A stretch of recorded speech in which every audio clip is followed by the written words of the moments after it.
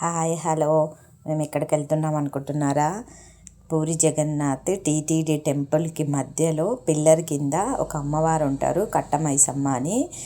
ఈ అమ్మవారిని దర్శనం చేసుకోవడానికి వచ్చాము.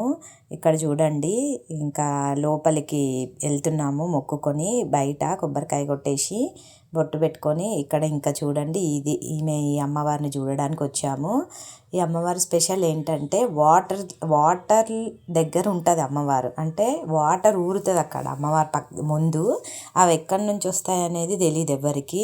అదొక మిరాకిల్. ఇది అసలు ఎంత వస్తాయంటే, లాస్ట్ టైం మా ఫ్రెండ్ నేను కలిసి వచ్చినాము. అప్పుడు అసలు ఫుల్ లోపల మొత్తం టెంపుల్ గర్భగుడిలో వాటరు.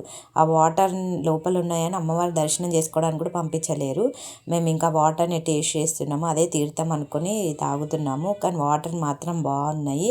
ఎవరేం మొక్కుకున్నా కానీ అమ్మవారు నెరవేరుస్తుందంట. అంత సత్యం గల తల్లి.